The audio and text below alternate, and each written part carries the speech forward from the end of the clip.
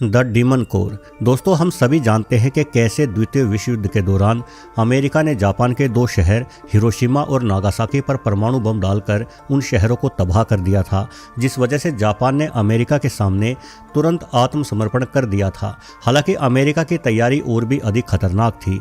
America ने सोच रखा था कि अगर जापान अब भी आत्मसमर्पण नहीं करता तो वो एक और परमाणु बम जापान पर गिराएगा। इसलिए अमेरिका ने तीसरा परमाणु बम भी अपने पास रखा हुआ था, लेकिन यह बम अभी पूरी तरह से तैयार नहीं हुआ था।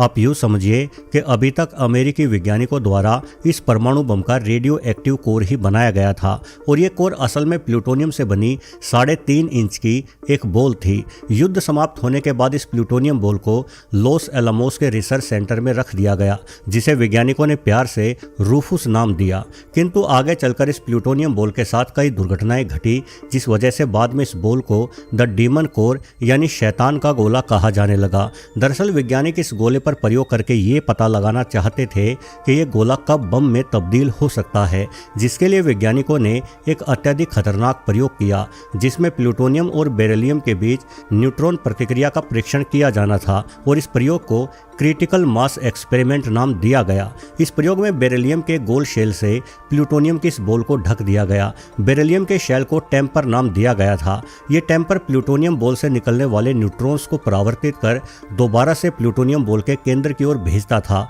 जब ये न्यूट्रॉन इस बॉल के केंद्र से टकराते थे तो और अधिक न्यूट्रॉन वापस बाहर की ओर आते थे। इस प्रक्रिया को लगातार किए जाने से एक नाभिकीय चैन रिएक्शन शुरू हो जाता था, जिसके डाटा को वैज्ञानिक इकट्ठा करते थे। इस प्रयोग में सेफ्टी के लिए बेरिलियम टेम्पर और प्लूटोनियम बॉल के बीच कुछ स्पेसर लगाए गए थे, जो प्लूटोनियम बॉल और बेरिलियम के शेल को पूरी तरह से एक दूसरे के साथ मिलने नहीं देते थे। अगर ये शेल और प्लूटोनियम बॉल पूरी तरह से एक दूसरे के संपर्क में आ जाते तो प्लूटोनियम की ये बॉल एक्टिव हो जाती और फिर होता एक जोरदार धमाका।